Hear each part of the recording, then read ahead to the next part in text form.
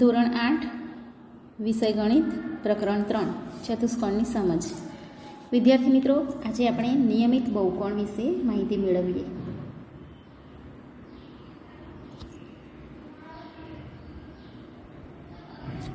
નિયમિત બહુકોણ એટલે કે જે બહુકોણની બધી જ બાજુઓ અને બધા જ ખૂણાઓ સરખા હોય તેવા બહુકોણને નિયમિત બહુકોણ તરીકે ઓળખવામાં આવે છે. દાખલા તરીકે એક ત્રિકોણ છે તો તેની ત્રણેય બાજુઓ સરખી હશે અને એવી જ રીતે તેના ત્રણેય ખૂણા પણ સરખા હશે તો તેને આપણે નિયમિત બહુકોણ તરીકે ઓળખી શકીએ. કોઈ ચતુષ્કોણ લઈએ તો તેની બધી જ બાજુઓ સરખી છે અને બધા જ ખૂણા સરખા હોય તો એ નિયમિત બહુકોણ કહેવાય. એવી જ રીતે કોઈ પંચકોણ હોય તો તેમાં પણ બધી જ બાજુઓ સરખી હોય અને તેના બધા જ ખૂણા પણ સરખા હોય તો એવા બહુકોણને આપણે નિયમિત બહુકોણ તરીકે ઓળખીશું. ટૂંકમાં વિદ્યાર્થી મિત્રો, નિયમિત બહુકોણ એટલે જે બહુકોણના બધા જ ખૂણાઓ અને બધી જ બાજુઓ સમાન હોય તેવા બહુકોણને નિયમિત બહુકોણ તરીકે ઓળખવામાં આવે છે. જો 3 બાજુવાળું બહુકોણ હોય તો એ સમબાજુ ત્રિકોણ થશે, જેના બધા જ ખૂણા અને બાજુઓ સરખી હશે. જો 4 બાજુવાળો બહુકોણ હોય અને તેની બધી જ ચારેય બાજુઓ અને ચારેય ખૂણા સરખા હોય તો એ ચોરસ હશે. એવી જ રીતે 5 બાજુવાળો બહુકોણ હોય જેની 5 બાજુઓ અને 5 ખૂણા સરખા છે તો તેને આપણે નિયમિત પંચકોણ તરીકે ઓળખીશું.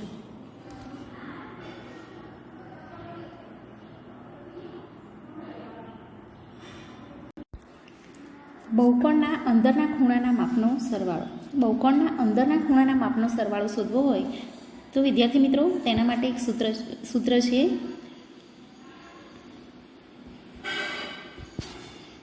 n-2 ગુણ્યા 180 અંશ. તો આ સૂત્રની મદદથી આપણે બહુકોણના અંદરના ખૂણાના માપનો સરવાળો જાણી શકીએ છીએ. દાખલા તરીકે આપણે એક ઉદાહરણ લઈએ. ત્રિકોણ. તો ત્રિકોણમાં બાજુ કેટલી હોય તો કે 3 હોય, બરાબર. તો આ સૂત્રમાં કિંમતો મૂકીએ. n-2 ગુણ્યા 180 અંશ બરાબર એનની જગ્યાએ આપણે લઈએ 3 ઓછા 2 ગુણ્યા 180 અંશ બરાબર 1 ગુણ્યા 180 અંશ બરાબર આપણને જવાબ મળે છે 180 અંશ. તો વિદ્યાર્થી મિત્રો, આપણે બધાએ જાણીએ છીએ કે ત્રિકોણના ત્રણેય ખૂણાના માપનો સરવાળો 180 અંશ થાય છે. આ રીતે આપણે કોઈપણ બહુકોણના અંદરના ખૂણાના માપનો સરવાળો જાણી શકીએ છીએ.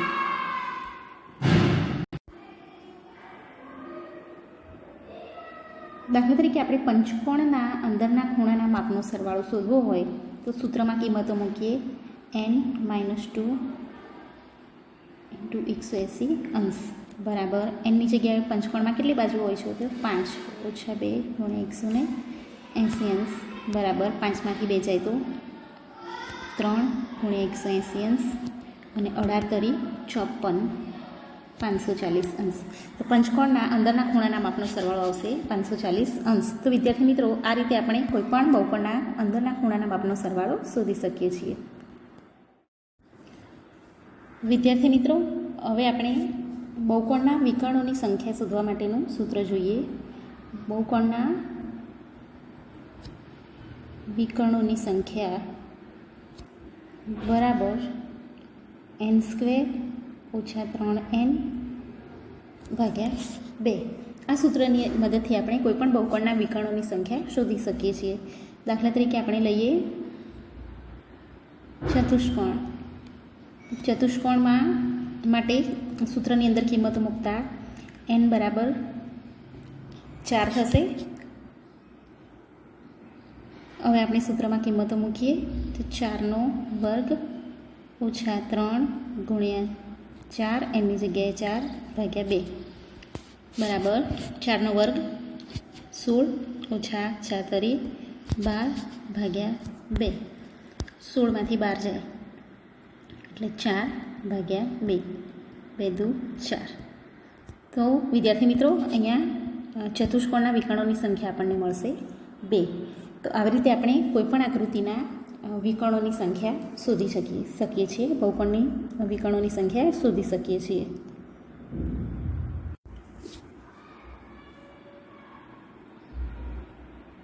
પંચકોણના વિકર્ણો શોધવા હોય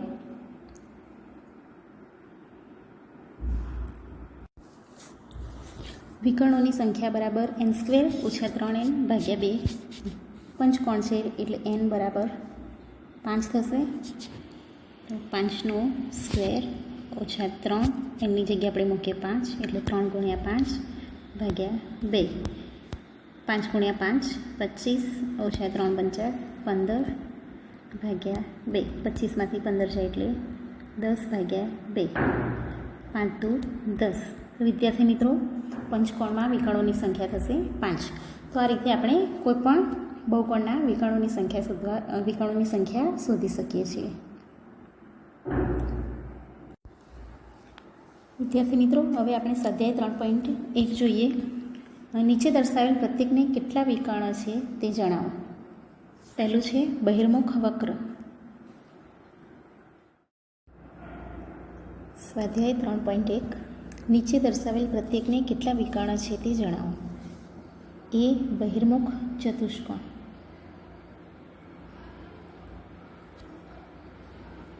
તો વિદ્યાર્થી મિત્રો બહિર્મુખ ચતુષ્કોણને કેટલા વિકર્ણ છે તે શોધવા માટે આપણે વિકર્ણોની સંખ્યા દર્શાવતું સૂત્ર લઈએ.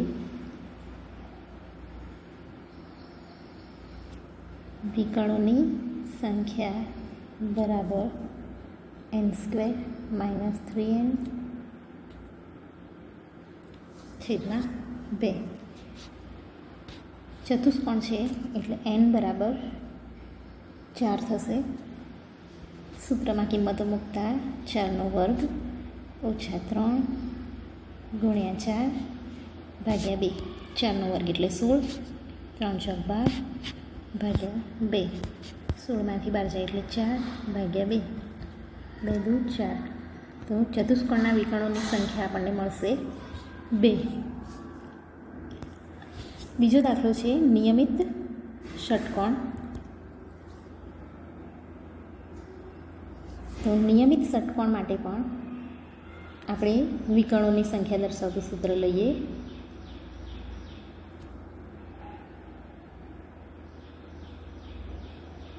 n² - 3n/2 = n². ષટકોણ છે એટલે n બરાબર 6 થશે. તો 6નો વર્ગ ઓછા 3 × 6/2. 6નો વર્ગ 36 ઓછા 3 × 18/2. 36માંથી 18 જાય એટલે 18/2. 9 દુ 18. મિત્રો અહીંયા જવાબ આવશે 9. એટલે કે નિયમિત ષટકોણના વિકર્ણોની સંખ્યા આપણને મળશે 9.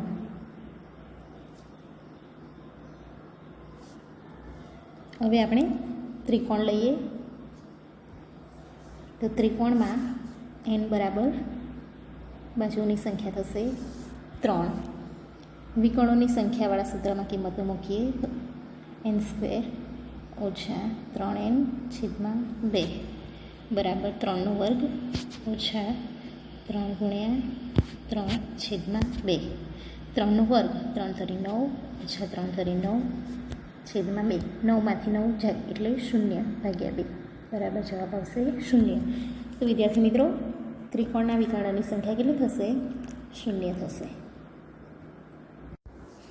આગળનો પ્રશ્ન છે બહિર્મુખ ચતુષ્કોણના ખૂણાના માપનો સરવાળો કેટલો થાય? જો ચતુષ્કોણ બહિર્મુખ ના હોય તો આ ગુણધર્મ લાગુ પડશે. તો વિદ્યાર્થી મિત્રો આપણે જોઈએ બહિર્મુખ ચતુષ્કોણના ખૂણાના માપનો સરવાળો. તો આપણે બહુકોણના ખૂણાના માપના સરવાળા માટે સૂત્ર જોયું હતું. n ઓછા 2 × 180. ચતુષ્કોણ છે એટલે n બરાબર 4 થશે. તો આપણે સૂત્રમાં કિંમતો મૂકીએ. 4 - 2 × 180 અંશ. 4માંથી 2 જાય તો 2 × 180 અંશ. અને 18 દુ 36 એટલે કે 360. તો બહિર્મુખ ચતુષ્કોણના ખૂણાના માપનો સરવાળો આપણને મળશે 360 અંશ. અને આ ચતુષ્કોણ બહિર્મુખ ના હોય અને અંતર્મુખ ચતુષ્કોણ હોય તો પણ આ ગુણધર્મ લાગુ પડશે, એટલે કે એના પણ ખૂણાના માપનો સરવાળો 360 થશે. નીચે દર્શાવેલ બાજુ ધરાવતા બહુકોણના ખૂણાના માપનો સરવાળો શોધો. એમાં છે બાજુઓનું સંખ્યા છે 7. તો હવે તેમાં આપણે ખૂણાના માપનો સરવાળો જોઈએ તો સૂત્રમાં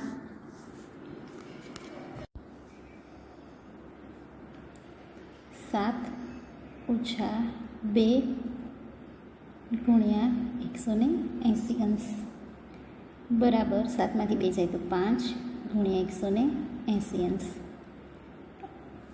18 × 5 0 એટલે કે 900 અંશ. તો વિદ્યાર્થી મિત્રો, 7 બાજુઓ ધરાવતા બહુકોણના ખૂણાના માપનો સરવાળો થશે 900. એ જ રીતે હવે બી જોઈએ. બીમાં બાજુઓ છે 8. સૂત્રમાં કિંમતો મૂકીએ. સૂત્ર છે આપણું n-2 × 180 અંશ. એની જગ્યાએ આપણે લઈએ 8 - 2 × 180 અંશ બરાબર 6 × 180 અંશ.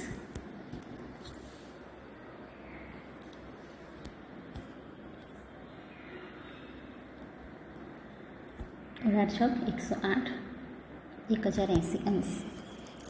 એટલે કે 8 બાજુઓવાળા બહુકોણના ખૂણાના માપનો સરવાળો થશે 1080 અંશ.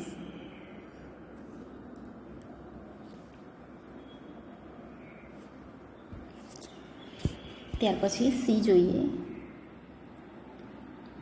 10 બાજુઓ છે. સૂત્રમાં કિંમતો મૂકીએ. n-2 × 180 અંશ બરાબર 10 - 2 × 180 અંશ. 10માંથી 2 જાય એટલે 8 × 180 અંશ.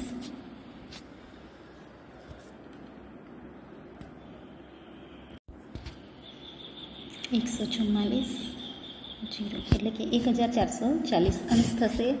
અને એવી જ રીતે વિદ્યાર્થી મિત્રો n માટે લઈએ તો n માટે સૂત્ર થશે n-2 × 180 અંશ. દાખલો 5. નિયમિત બહુકોણ એટલે શું? એવા નિયમિત બહુકોણના નામ આપો જેમાં 3 બાજુ 4 બાજુ હોય અને 6 બાજુ હોય.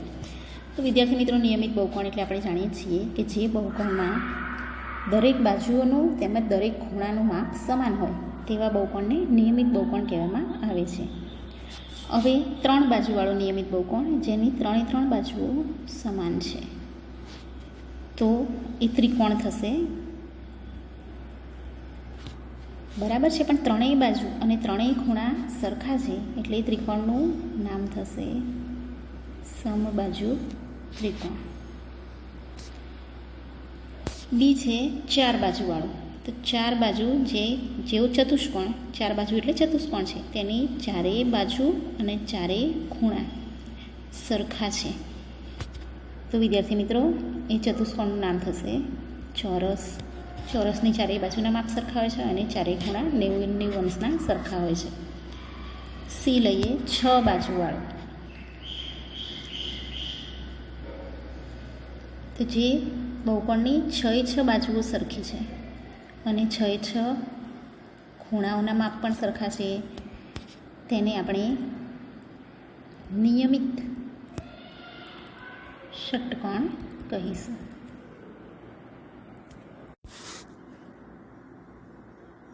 દાખલો 6. એક્સનું માપ શોધો. તો મિત્રો, અહીંયા એક આકૃતિ આપેલી છે. ચતુષ્કોણ છે. 4 બાજુવાળી આકૃતિ એટલે ચતુષ્કોણ છે. 3 ખૂણાના માપ આપેલા છે 50, 130, 120 અને એક્સનું માપ આપણે શોધવાનું છે. તો આપણે જાણીએ છીએ કે ચતુષ્કોણના 4 ખૂણાના માપનો સરવાળો થાય છે 360. માટે અહીંયા હું લખી શકું કે 50 અંશ વત્તા 130 અંશ વત્તા 120 અંશ વત્તા એક્સ બરાબર 360. માટે 120, 130 અને 50નો સરવાળો થાય 12 દુ 24, 240, 250 અને 50, 300 અંશ વત્તા એક્સ બરાબર 360 અંશ. મિત્રો એક્સને સૂત્રનું કરતા બનાવીએ. 360 અહીંયા છે અને 300 આ બાજુ જશે, તો 360માંથી 300 જાય એટલે 60 અંશ. તો અહીંયા એક્સની કિંમત મળે છે આપણને 60 અંશ. વિદ્યાર્થી મિત્રો, ડીમાં પણ આપણે એક્સનું માપ શોધવાનું છે. આકૃતિ પણ એક ચતુષ્કોણ જ છે, જેમાં એક ખૂણાનું માપ આપેલું છે 60, બીજાનું 70, એકનું એક્સ છે અને ચોથા ખૂણાનું માપ આપેલું નથી. પણ આ બાજુવાળો ખૂણો એ આપણને 90 અંશનો આપેલો છે. તો વિદ્યાર્થી મિત્રો, આ સાઈડવાળો ખૂણો પણ 90 અંશનો જ થશે. કેમ? કારણ કે આ બંને ખૂણા રેખિક જોડના ખૂણા થાય છે અને રેખિક જોડના ખૂણાના માપનો સરવાળો 180 અંશ હોય છે. તો આ ખૂણો 90 અંશનો હોય તો સ્વાભાવિક છે કે આ ખૂણો પણ આપણને કેટલાનો મળે? 90 અંશનો મળે. હવે આપણે જાણીએ છીએ કે ચતુષ્કોણની ચારેય ખૂણાના માપનો સરવાળો બરાબર 360, એટલે એક્સ પ્લસ 70 પ્લસ 60 અંશ પ્લસ 90 અંશ બરાબર આપણને કેટલા મળશે? 360 અંશ.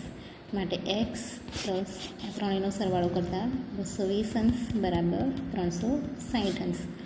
એક્સને કરતાં બનાવીએ તો 360 અંશ ઓછા 220 અંશ બરાબર 140 અંશ. તો વિદ્યાર્થી મિત્રો, અહીંયા એક્સનું આનું માપ મળશે આપણને 140 અંશ.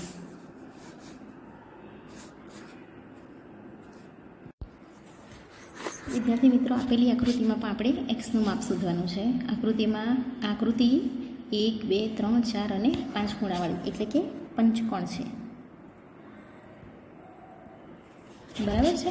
હવે એ બંનેમાં એક ખૂણાનું માપ આપ્યું છે 30, બીજા બે ખૂણા સરખા છે અને બંનેના માપ છે એક્સ એક્સ, જે આપણે શોધવાના છે. આ ખૂણાનું બહારની બાજુવાળું આ ખૂણાનું માપ આપ્યું છે 70 અંશ. તો આપણે આ ખૂણાનું માપ શોધી શકીએ. રેખિક જોડના ખૂણા 180માંથી 70 અંશ બાદ કરીએ એટલે આ મળશે આપણને 110 અંશ. અને એવી જ રીતે આ ખૂણો આપણને મળશે 120 અંશ. બરાબર, 180માંથી 60 બાદ કરવાના એટલે 120 અંશ. તો મિત્રો, હવે આપણે જાણીએ છીએ કે પંચકોણના પાંચેય ખૂણાના માપનો સરવાળો એક્સ પ્લસ 30 પ્લસ 110 પ્લસ 120 અંશ બરાબર 540 અંશ થાય છે. પંચકોણના અંદરના ખૂણાના માપનો સરવાળો કેટલો થાય? 540. માટે એક્સ એક્સ 2x વત્તા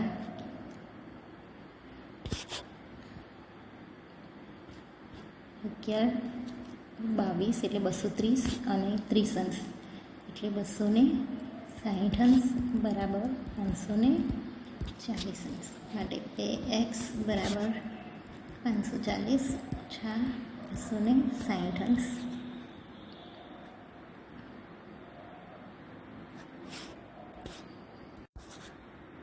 $280 અંશ થશે. 2x બરાબર 280 અંશ. આપણે એક્સને કરતાં બનાવીએ 280 અને 2 અહીંયા ભાગાકારમાં જશે અને 14 28 એટલે 140 અંશ. તો મિત્રો, બંને એક્સની કિંમત આપણને મળશે 140 અંશ. બંને ખૂણા સરખા છે એટલે બંને ખૂણા 140 અંશના થશે. ડીમાં આપણે એક્સનું માપ શોધવાનું છે.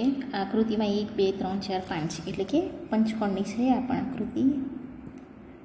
અને પંચકોણમાં પાછો પંચકોણ કયો પંચકોણ છે? તો કે એની બધી જ બાજુઓ સરખી છે એટલે અને બધા ખૂણા સરખા હોય તો નિયમિત પંચકોણ છે. તો પંચકોણ માટે આપણે જાણીએ છીએ, સૂત્ર લઈએ તો આ ખૂણો એક્સ છે એટલે સ્વાભાવિક છે એના બધા ખૂણા એક્સ થશે. એક્સ વત્તા એક્સ વત્તા એક્સ વત્તા એક્સ વત્તા એક્સ બરાબર પંચકોણના અંદરના ખૂણાના માપનો સરવાળો થાય છે 540. માટે 5x બરાબર 540 અંશ થશે. એક્સને કરતાં બનાવીએ 540 છેદમાં 5 5 5 0 અને 8. માટે એક્સની કિંમત થશે 108 અંશ. તો આ પંચકોણના બધા જ ખૂણાના માપ થશે 108 અંશ. વિદ્યાર્થી મિત્રો, દાખલા નંબર 7માં આપણે X plus Y plus Z શોધવાનું છે. એ દાખલો અહીંયા એક આકૃતિ આપેલી છે.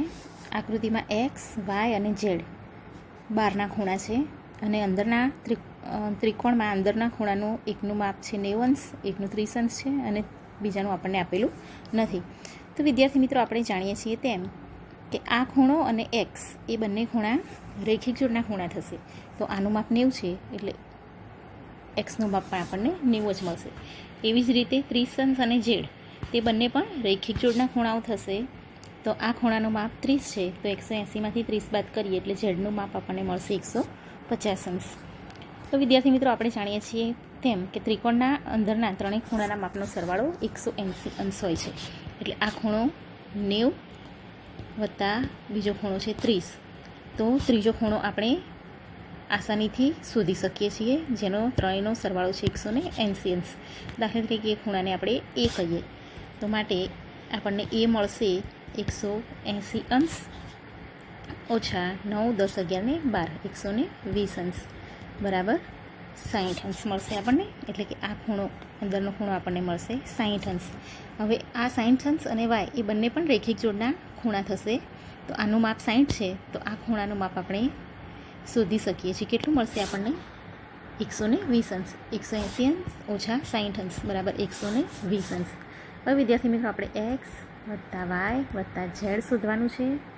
તો એક્સનું માપ આપણને મળ્યું છે અહીંયા 90 અંશ વત્તા વાયનું 120 અંશ વત્તા ઝેડનું 150 અંશ.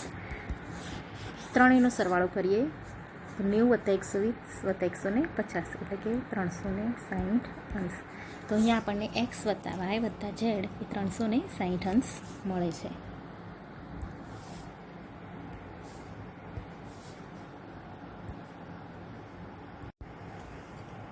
દાખલો 7 બીમાં આપણે X plus Y plus Z plus W શોધવાનું છે.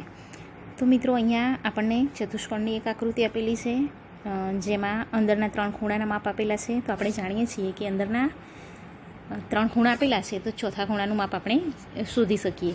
ચતુષ્કોણના અંદરના ચારેય ખૂણાના માપનો સરવાળો થાય છે 360.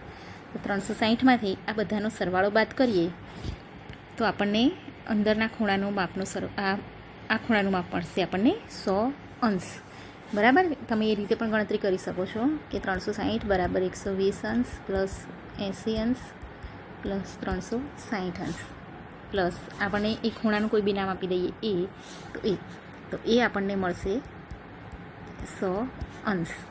હવે વિદ્યાર્થી મિત્રો, અહીંયા એક્સ અને આ 120 એ બંને રેખિક જોડના ખૂણા છે. તો આનું માપ 120 છે, તો સ્વાભાવિક છે કે એક્સનું માપ 180 અંશ થાય 120 અંશ એટલે કે 60 અંશ મળશે. એવી જ રીતે વાયનું માપ 180માંથી 80 બાદ કરીએ એટલે 100 મળશે. એવી જ રીતે ઝેડનું માપ 180માંથી 60 બાદ કરીએ એટલે 120 મળશે. અને ડબલ્યુનું માપ 180માંથી 100 બાદ કરીએ એટલે કે 80 અંશ મળશે. હવે મિત્રો, આપણે જોઈએ એક્સ વત્તા વાય વત્તા ઝેડ વત્તા ડબલ્યુ બરાબર એક્સ 60 છે પ્લસ વાય 100 અંશ મળ્યું છે આપણને માપ પ્લસ ઝેડ 120 અંશ વત્તા ડબલ્યુ એટલે કે 80 અંશ. બધાનો સરવાળો કરીએ 120 ને 80 200 300 અને 60 એટલે કે 360 અંશ.